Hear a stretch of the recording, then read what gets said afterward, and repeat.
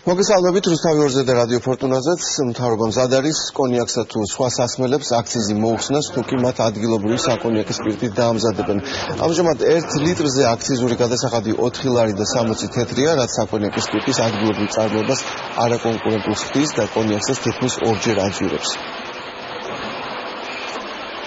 ჩვენ ეს გამგადაწყვეტილებას მივესალმებით, იმიტომ რომ ჩვენთვის ძალიან მნიშვნელოვანია ამ არაგების შევსების კუთხით ის, რომ კონიაკის წარმოებისთვის არის ღვინის სპირტი საჭირო, ანუ ღვინის გამოხდის მიმოღებული სპირტი და ეს გადასახადი მნიშვნელოვნად აძვირებდა სპირტის შესყიდვას, ანუ და ჩვენ იძულებული ვიყავთ ნაწილი სპირტი თქვათ იმპორტირებული იყო თქვათ საფრანგეთიდან სხვა ქვეყნებიდან. დღეს თუ ეს გადასახადი მოიხსნება, ამ შემთხვევაში გააერთება სპირტი და ჩვენ უკვე საშუალება გვექნება რომ ადგილობრივ ბაზარზე მოვახდინოთ ამის შესყიდვა. საერთოდ ეს ბაზარი არ არსებობდა, გაჩნდება ბაზარი, გაჩნდება ყიდვა-გაყიდვის ბაზარი, როგორც საკონიაკის სპირტის, ანუ ღვინისგან გამოხდილი სპირტისაგან.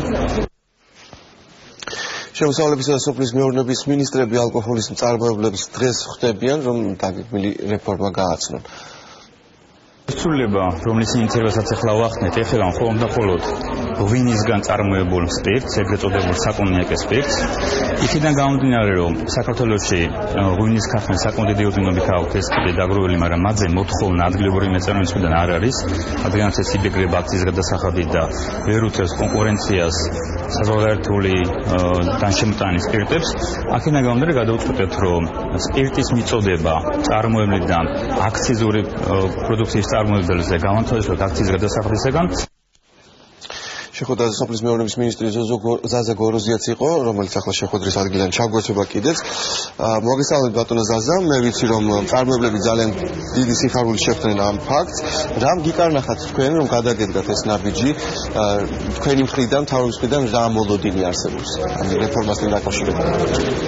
მოგესალმებით, ჩვენთვის უმთავრესი არის ეს გადასახადის მოხსნა დახმარება ამით მეწარმეებისათვის, იმისათვის რომ ადგილზე წარმოებული სპირტი იქნეს რეალიზებული. ჩვენი ნაწარმის სპირტი აღმოჩნდეს იმ ყველა წარმოებულ კონიაკში, რომელიც გადის უცხოეთში, იმის გამო რომ აქციზის გადასახადი იყო ძალიან მაღალი, ეს იყო 4 ლარი და 60 თეთრი, ხდებოდა ექსპორტირებული უცხოეთიდან შემოსული სპირტის წარმოებაში გადაყვანა, მასაც ხამდნენ კონიაკში, რომელსაც იწარმოებოდა საქართველოში და ხდებოდა მისი, ასე ვთქვათ, ისე გატანა უცხოეთში. მაგალითად სარაჯიშვილის წარმოებაში ჩვენ ვესაუბრეთ წარმოებას 40% ეკავა იმპორტს, რომელიც ადგილზე უჯდებოდა 1 ლიტრი 1 ლარი და 60 ევრო ცენტი, წარმოებულს მაშინ როცა 4 და 60 მხოლოდ აქციზის სახით უნდა გადაეხარდა 1 ლიტრზე ადგილობრივ საკონიაკის სპირტზე, რაც რა თქმა უნდა ძალიან არაკონკურენტული იყო.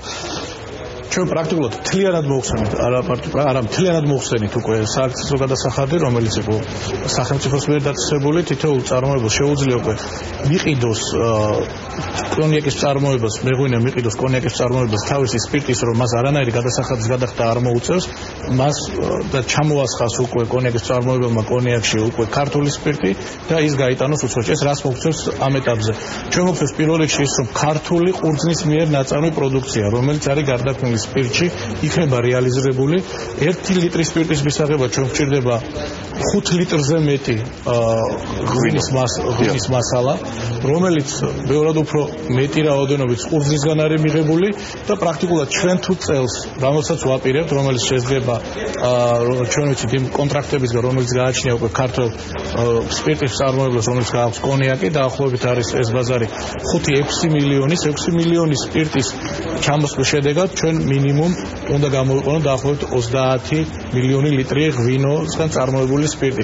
ეს ჩვენ მოგვწევს ბევრად მეტ გაყიდულ ყურძენს კარგფასში, ბევრად მეტ წინ წაწეულ გადადგმულ ნაბიჯს იმისათვის, რომ წლევანდელი რთველი უკეთესად ჩავატაროთ და ეს არის ახალი თანხის გაჩენა მეღვინეებში, რომელსაც რამოდენიმე წელია უკვე ეს სპირტი აქვს ასე დასაწყობებული და იმის გამო რომ მას გადასახადი ქონდა ეს მაღალი, ის ამ გადასახადის გადაუხდელობის გამო ვერ ახდენდა. ახლა კითხებსაც გაუჩნდებათ мотиваციო დაიწყონ ამ ტიპის წარმოება, იმიტომ რომ ამას საექსპორტო პოტენციალიც აქვს. როდიდან შედის ძალაში ეს გადაწყვეტილება?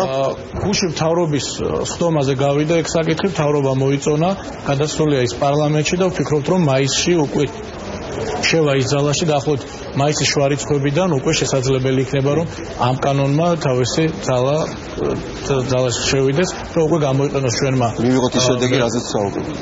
დიახ. ძალიან დიდი მადლობა ამ ინფორმაციისთვის.